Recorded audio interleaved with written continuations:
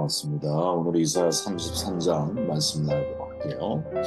15절 말씀입니다. 오직 공의롭게 행하는 자, 정직히 말하는 자, 도색한 재물을 가지는 자, 손으로 흔들어 뇌물을 받지 아니하는 자, 귀를 막아 피 흘리게 하는 꾀를 듣지 아니하는 자, 눈을 감아 악을 보지 않는 자, 그런 높은 곳에 거하리. 견고한 바위가 그의 요새가 되며 그의 양식이 등급되고 그의 문은 끊어지지 아니하리라. 정직은 생사의 문제입니다. 라는 제목으로 말씀을 나눌게요. 이사야서 33장은 유다를 징계하라 하나님의 도구 아수르도 하나님의 심판을 면치 못할 거다라고 경고하면서 말씀을 시작을 하죠.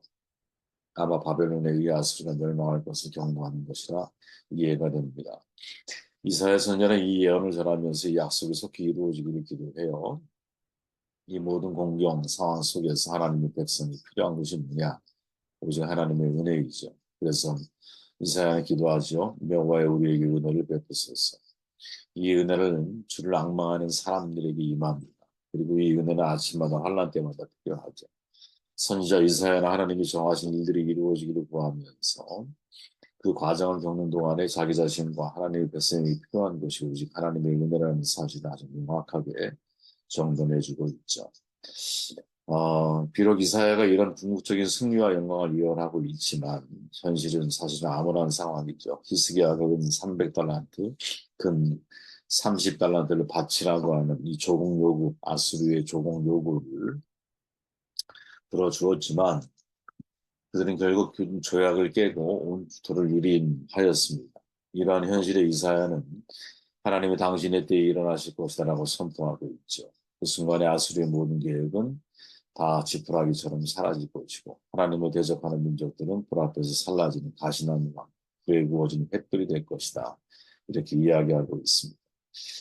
그렇다면 과연 누가 그런 하나님으로부터 구원을 얻을 수 있는가? 이사야는 오늘 본문 15절에서 말하죠. 그는 오직 의롭고 정직하게 행하는 사람이다. 이렇게 행하는 자의 특징, 정직함, 재물을 사랑하지 않음, 악을 꾀하지 않음, 그리고 이런저런 내용들을 소개하고 있죠. 그러나 이 내용들을 가만히 우리가 묵상하다 보면 의로움, 악을 꾀하지 않음, 재물을 사랑하지 않음, 이런 모든 덕목들은 사실은 한 단어를 지향하고 있는데 그게 뭘까? 바로 하나님 앞에 정직함이라는 거죠. 그래서 정직이라고 하는 중요한 메시지를 우리가 오늘 본문을 통해서 읽어내야 한다고 저는 생각을 합니다. 33장 6절에 보니까 내 시대에 평안함이 있으며 공과 지혜와 지식이 풍성할 것이니 여호와를 경외함이 내 보배니라. 이사야는 여호와를 경외함이 너의 보배다라고 말하죠. 여호와를 경외한다. 잠언에서 우리가 많이 들었던 말씀입니다. 잠언 지혜서에 보면 여호와를 경외하는 것 지식의 근본이다라고 말하고 잠언 9장 10절에서도 여호와를 경외하는 것이 지혜의 근본이다. 지식의 근본, 지혜의 근본 둘 다 거론하고 있죠. 하나님을 경외하는 것이 지혜서의 가장 기초적인 주제예요. 이 지혜라고 하는 게 뭐냐? 라고 하는 것을 욥기, 전도서, 잠언을 통해서 우리에게 전달해주고 있는 거죠. 그는 바로 하나님을 경외하는 자라는 거죠. 그죠? 하나님을 두려워하는 자. 정반대로 말하면 하나님을 경외하지 않고 두려워하지 않는 자는 반드시 필연적으로 멸망하게 될 것이고 하나님의 심판이 뒤따르게 될 것이다 라고 말하고 있죠. 하나님을 경외한다라는 걸 달리 표현해 보면 내가 하나님께 정직한 거죠. 그래서 하나님이 기뻐하시는 일만 내가 하려고 하고 하나님과 바른 관계를 맺으려고 하는 거예요. 이번 주에 백부장을 묵상하고 있는데 지난주에 한센병 병자를 묵상했잖아요. 이번 주는 백부장이에요. 백부장을 묵상하면서 하나의 중요한 이제 인사이트를 얻게 되었어요. 내 믿음대로 될지어다라고 예수님 말씀하시죠. 놀라운 것은 뭐냐면 유일하게 그의 믿음을 놀라워하시죠. 성경에 보면 놀랍다라고 하는 단어가 나오는데 왜 놀라워하셨을까? 놀라워하신 이유가 뭘까? 그리고 마무리는 내 믿음대로 될지어다 이렇게 말씀하세요. 그럼 백부장의 믿음에서 놀라운 부분이 무엇일까? 가만히 생각해 보니까 그의 고백 속에 해답이 있다 이런 생각이 들어서 그 고백이 뭐라고 말합니까? 나에게도 수화가 있습니다. 내 수화는 내가 명령한 대로 그대로 따릅니다. 말씀만 하십시오. 이 말이죠. 우리가 하나님 앞에 이렇게 단순한 믿음을 가지고 살아갈 수 있을까? 정직은 가장 빠른 지름길이잖아요. 거짓이 돌아가는 길이죠. 사람들은 거짓이 지름길이라고 하고 착각을 하지만 우리가 역사를 돌아보면 그죠? 항상 거짓은 돌아가는 길이에요. 먼 길이에요. 가장 빠른 길은 정직이에요. 하나님이 가장 기뻐하는 게 누구일까? 그건 정직한 사람인 거죠.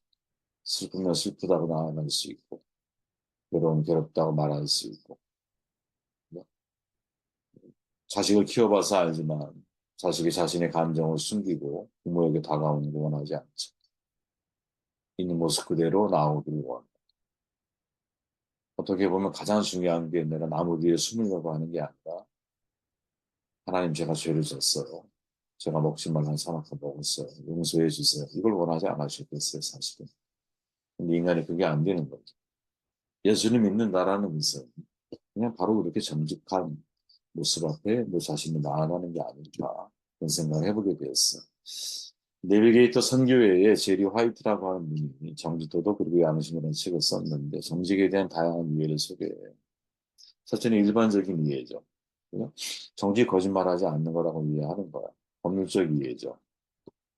법을 잘 지키는 게 정직이다. 이렇게 말하는 거예요. 그죠? 맞아요. 이것만 잘 지켜줘도 이 사회는 좀 아름다워질 거예요. 내면적 이해이죠. 자기 양심의 문제라는 거예요. 양심의 문제. 양심에 거리끼지 않게 살아가는 거, 바울처럼. 근데 이보다 더 성숙한 게 뭐냐? 성경적인 이해라는 거죠. 뭐 성경적인 이해는 뭐냐? 하나님 앞에 바르게 생각하고 바르게 살아가는 거. 이게 정직이라는 거.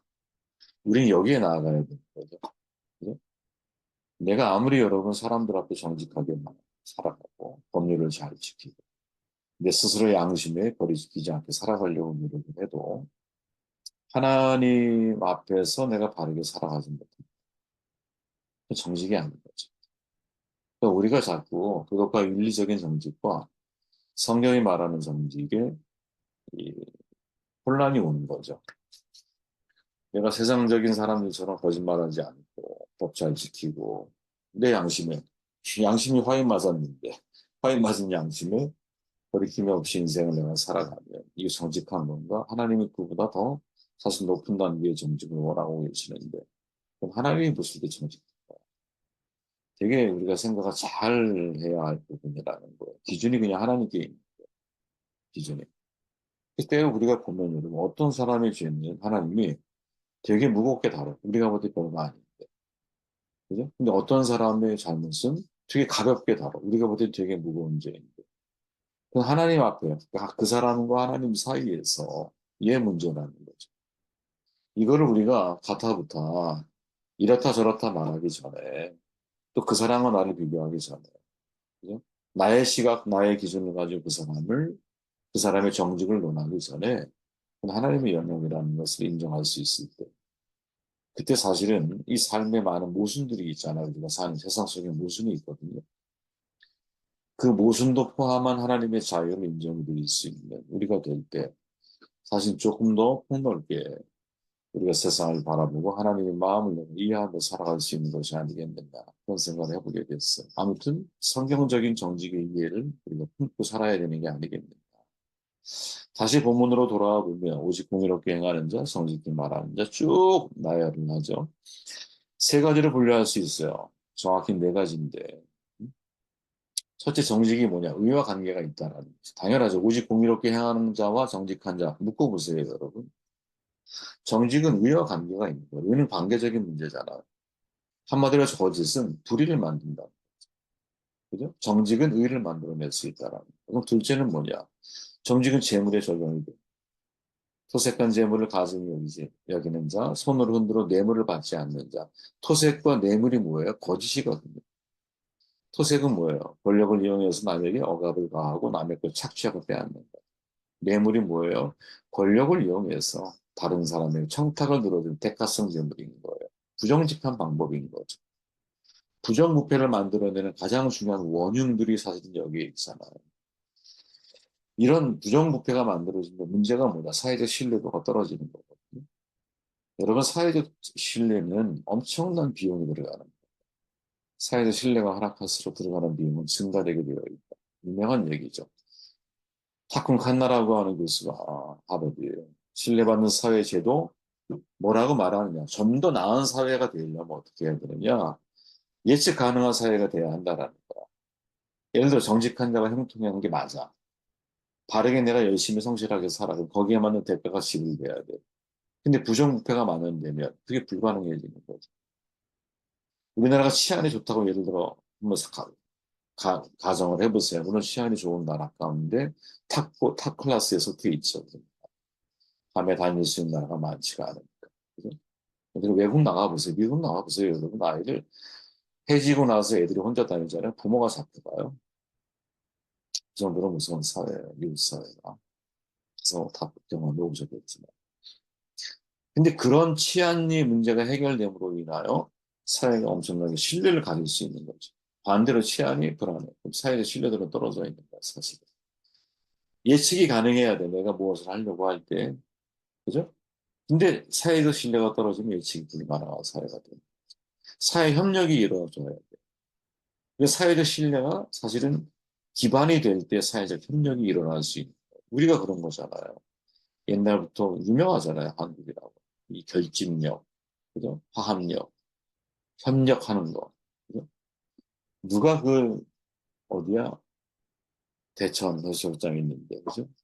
기름 유출 사건 났을 때, 누가 한, 뭐랄까, 정확한 수치로 표현된 건 아니지. 120만 명이 왔다 갔다 얘기도 하고, 200만 명이 왔다 갔다 얘기도 하는데, 어쨌든 전국에 있는 일반 사람들이 와서, 누가 그렇게 합니까? 누가 나라가 어렵다고 금을 나라에 갖다 줍니까? 이 우리나라니까 하나, 과거에 있었던 일들, 국채, 그죠? 이 채권을 갚아가기 위해서 얼마나 많은 일들이 우리나라에 있었어요. 그죠? 이건 정말 자랑스러운 일이죠. 사실은 사회적 신뢰가 높다는 거예요. 사실 신뢰도가 높아요. 근데 문제는 뭐냐? 정치인에 대한 사회적 신뢰도는 진짜 바닥이죠. 이게 우리가 지금 불행하다고 보기보다는 여러분, 음, 이게 진화의 과정이다. 이렇게 생각을 하는 게 훨씬 더 낫지 않겠나 하는 생각을 해봐요. 정치에 대한 신뢰도가 좋아져야 돼. 그죠? 프란시스 후쿠야마라고 하는 미국의 아주 유명한 일본 제3세인데 스탠퍼드 정치학과 교수였고 이 사회적 신뢰라고 하는 거, 트러스트라고 하는 것이 무형자본 중에서 가장 기본적인 거라. 이 신뢰가 사실은 쌓여 있지 않으면 사실은 국가도 여러분 신뢰 지수라는 게 있잖아요. 되게 중요한 거죠. 근데 그 바탕이 되는 게 뭐예요, 사실은? 그게 정직인 거죠. 재물에 대한 정직. 특히 우리 같은 경우는 정치권에 대한 정직. 좀 정직해야 돼. 그런 부분가 있었어. 그리고 세 번째가 정직은 관계의 핵심이라는 거죠. 귀를 막아 피 흘리려고 꾀를 듣지 아니하는 자, 눈을 감아 악을 보지 아니하는 자 이렇게 말씀하잖아요. 가담하지 않는다라는 거, 남을 해치는 일에. 옛날에 조선일보에서 발표한 법 관련된 통계가 있었잖아요. 우리나라 고소사건이 일본에 53배, 그죠? 사기 326배, 네. 위증죄 일본은 1년에 5명 미만이래. 우리나라 1000명이 넘는데. 네. 무고죄 일본은 3명 미만이래. 우리나라 2000명이 넘는데. 정말 대단한 나라죠. 정말 대단한 나라라고 봐. 이것도 주체성이라고 보면 뭐 그렇게 이해할 수도 있겠지만 정말 대단해. 근데 저는 이거 보면 무슨 생각이 있냐면 일본은 정직해요? 아니에요, 여러분. 일본은 저는 일본이 그들이 가지고 있는 양면성 정말 문제라고 보는데, 그죠? 그 사람들 참 이상해요. 그 사람들의 대화법을 이렇게 많이 보면 여러분 책임을 전가하는 것이 아주 묘해요. 아주 묘하게 책임을 전가해요. 지금 우리가 위안부 문제나 독도 문제나 이런 문제에 대해서 지금까지 실갱이를 벌이고 지금까지 그 책임을 이렇게 짊어지지 않으려고 하는 그들의 태도, 그들의 양면성은 우리가 참 아주 조심히 봐야 할 부분이 아니겠네. 그런 생각을 하게 되고. 양면성이 있어. 대화법 속에. 그래서 마치 그런 거야. 이렇게 내가 죄를 졌어. 그럼 내가 죄를 진 것은 네가 나에게 죄를 질 수밖에 없도록 나에게 행동을 하지 않았느냐. 이렇게 말하는 거야. 언어법이. 그냥 내가 잘못했어 이러면 끝나는 건데 내가 그렇게 할 수밖에 없도록 네가 유도하지 않았냐. 이런 식으로 풀어가는 거예요, 생각을. 우리 대화 관계를 맺다 보면 그런 사람들 있잖아요. 책임을 꼭 상대에게 전가해. 자기가 딱 짊어지면 되는데 그게 안 되는 사람들이 있어. 와, 정말 괴로운 사람들이거든요. 일본이 그런 경우죠. 그 마지막이 뭐냐? 이사야가 말하는 그는 정직한 자를 말하죠. 16절에 높은 곳에 거하리니 견고한 바에 보장이 되며 그 양식은 공급이 되고 물은 끊치지 아니하리라 하셨느니라. 무슨 말이냐? 물이 끊치지 않는다. 무슨 말이냐? 정직이 생사를 결정한다라는 거죠. 생사를 결정한다. 법적인 문제, 신뢰적인 문제를 넘어서는 하나님 앞의 정직은 내 생사가 달려있는 문제다. 그도 그럴 것이 생각해 보세요. 에덴 동산의 수박이 왜 나무 뒤에 숨어? 그죠? 우리 하나님 앞에 숨길 게 뭐가 있겠어요, 실은. 숨기는 것 자체가 치료 불가능 아닙니까? 드러내는 게 치료 가능 아니겠어요? 환자, 제일 먼저 진단을 해야 되잖아요, 의사. 그래야 치료가 가능하지. 진단하려면 어떻게 해야 돼? 원인이 무엇인지를 정확하게 드러내야지. 이런 생각을 해보게 되었습니다. 야, 정직이 이스라엘은 지금 이스라엘의 문제를 정직에 초점을 맞춰서 이야기하고 있어요. 정직에 초점을 맞춰서. 어떤 실패의 삶을 살아보던 사람, 하나님께 정직하게 나라고 우리를 권면하는 것이 아니겠느냐 생각을